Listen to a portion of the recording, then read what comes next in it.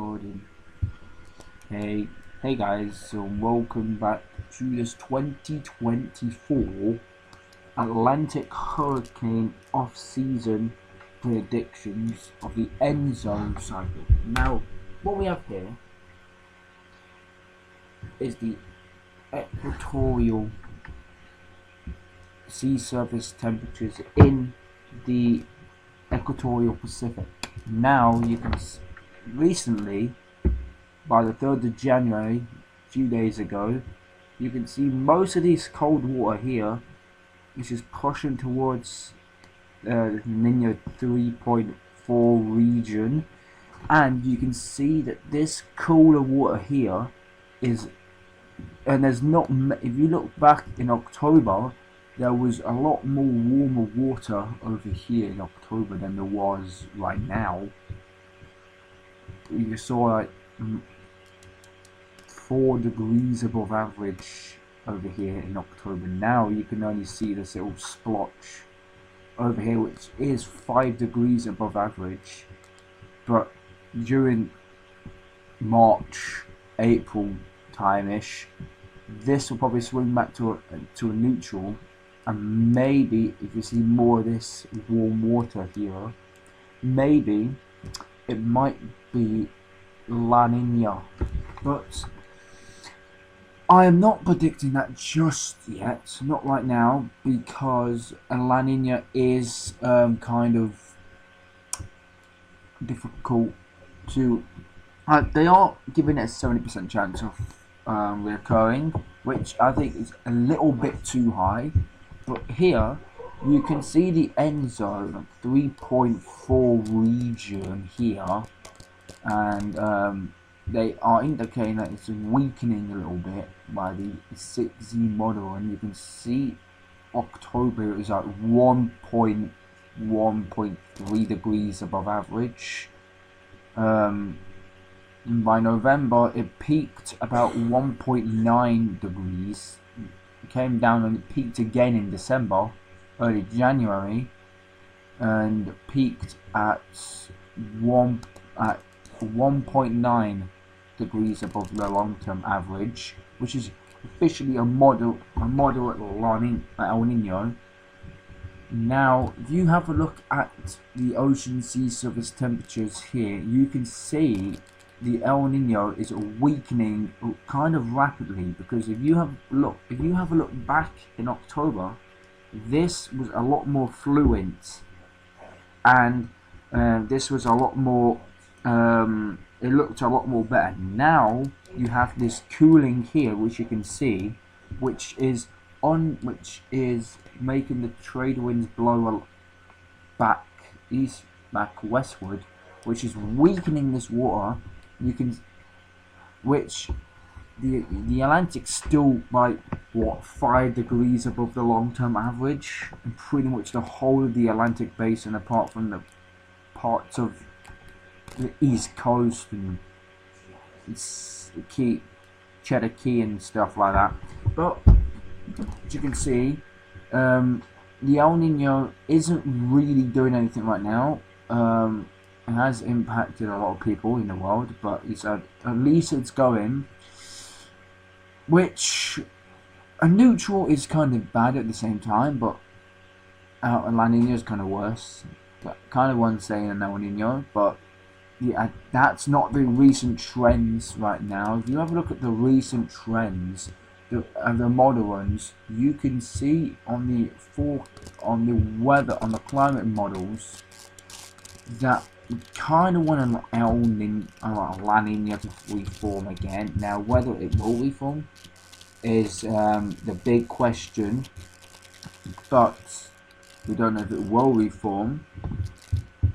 But if you're looking on the world map and you go to climate, you go to CanSIPs, the CanSIPs model wants a La Niña to form later on, but later on in the year. As you can see, for the Atlantic, obviously for this time of year, of course, the Atlantic's dry. It's only like near South Carolina, Georgia, North Carolina, the Azores, Spain, UK, France has got moisture on it. But as you go through time, February, you can see that more of that moisture is starting to come into the Atlantic. By March, more of that moisture is in the Atlantic, but you can see the dry pattern is returning to the Western Pacific. Now if you have a look, you've got a dry pattern here. You've got the wet pattern, which is the El Niño, which is wetter than normal conditions. But if you go back, if you go, so January right now, so if you look at March, this is where the weakening of the El Niño begins. Now, if you look further back in time, in April, you can see the El Niño, the La Niña starting to come back on. It's like neutral right now in April. So you've got moisture in the Western Pacific near the Philippines. In the Central Pacific, you've got, you know, drier normal conditions, and then in the Eastern Pacific, you've got normal conditions.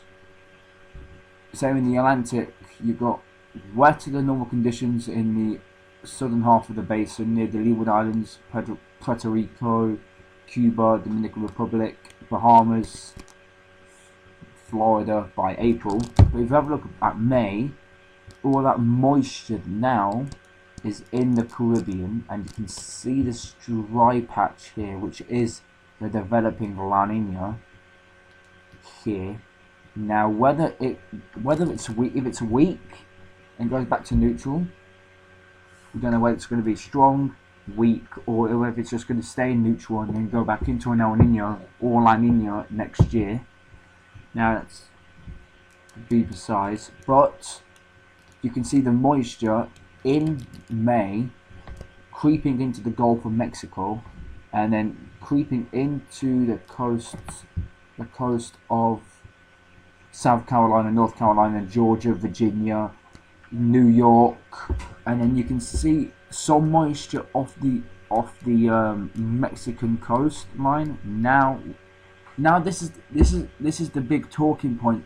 That moisture, whether the hurricanes in the Eastern Pacific can take hold of that moisture and have a more active Eastern Pacific hurricane season as well as an active Atlantic hurricane season, is because of the La Nina. But usually by June, this is by June, you have wetter than normal conditions out in the MDR, which obviously is where most of the main storms form.